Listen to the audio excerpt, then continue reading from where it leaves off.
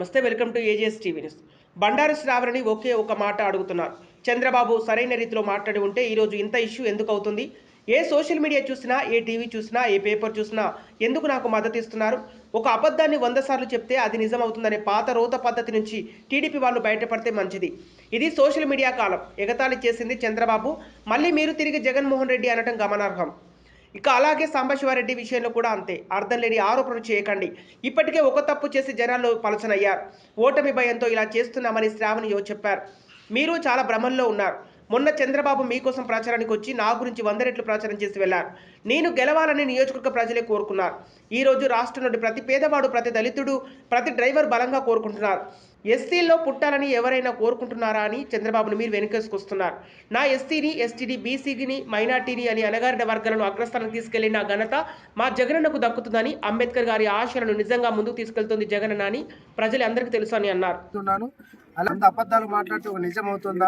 ఒకసారి ఆలోచన చేయండి. మాట్లాడే దాన్ని బట్టి ఉంటుంది, అంతేగాని మీకు ఇష్టం వచ్చినట్లు మాట్లాడి ఏదో మీ పార్టీ సింపతి కోసం తెచ్చుకోవడానికి పశ్చాత్తాపడద్దండి. ఖచ్చితంగా రాబోయే కాలంలో మా జగనన్న వైపే ప్రజలంతా ఉన్నారు. మా జగనన్న కోసమే రాష్ట్ర ప్రజలంతా ఎదురు చూస్తున్నారు. మేము కూడా మా జగనన్నను ముఖ్యమంత్రి చేసుకోవడానికి సిద్ధంగా ఉన్నామని చెప్పేసి మీ అందరికీ తెలియజేస్తా ఉన్నాను. కావున చంద్రబాబు నాయుడు గారు కూడా దళితుల పట్ల, అణగారిన వర్గాల పట్ల, అలాగే ఎంత దూరంగా, ఎంత నీచంగా మాట్లాడడం కూడా తెలుస్తోంది.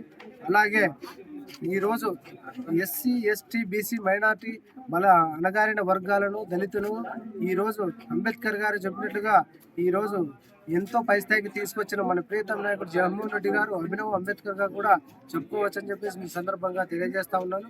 కావున ఏదైనా మాట్లాడినా కూడా, ఏదైనా చెప్పినా కూడా కనీసం అర్థమయ్యేటట్లుగానే ఉండాలి. ఆవు చేనులో వేస్తే దూడ గట్టులో వేస్తుందా అని చెప్పేసి నేను కూడా అడుగుతున్నాను.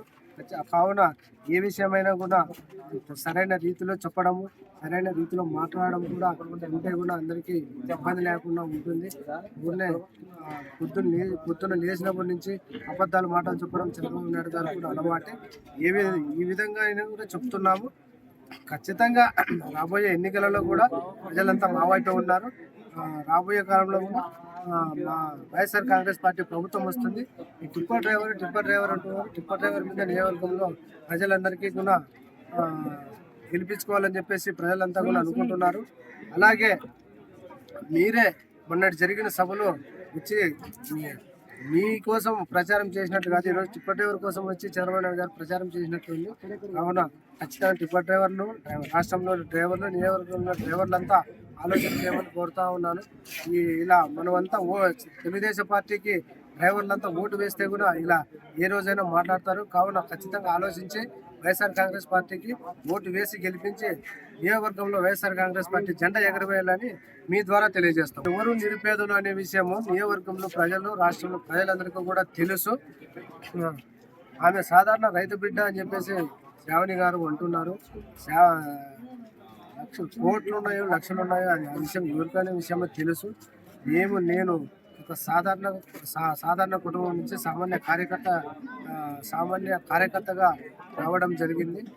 ఈ పేదల పార్టీ కాబట్టి మరి పేదలకు జగనన్న ఎమ్మెల్యే అభ్యర్థి టికెట్ ఇచ్చారు.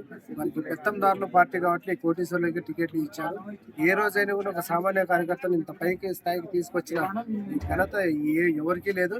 అది ఒక మా జగనన్నకు మాత్రమే సాధ్యమని మీ ద్వారా తెలియజేస్తాం. అలాగే రాబోయే ఎన్నికలలో కూడా ఎవరు ప్రజల్లో ఉన్నారో, ఎవరు ప్రజల్లో లేరో నియోజకవర్గంలో ప్రజలంతా గమనిస్తూ ఉన్నారు.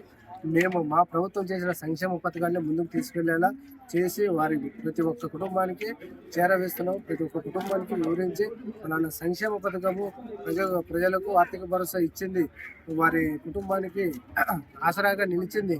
ఈరోజు మా జగనన్న చేసిన సంక్షేమం వారందరికీ వివరించి చెబుతున్నాము. అవునా, వచ్చే ఎన్నికల్లో కూడా మా జగనన్న ముఖ్యమంత్రి చేసుకుంటామని తెలియజేస్తా ఉన్నాం.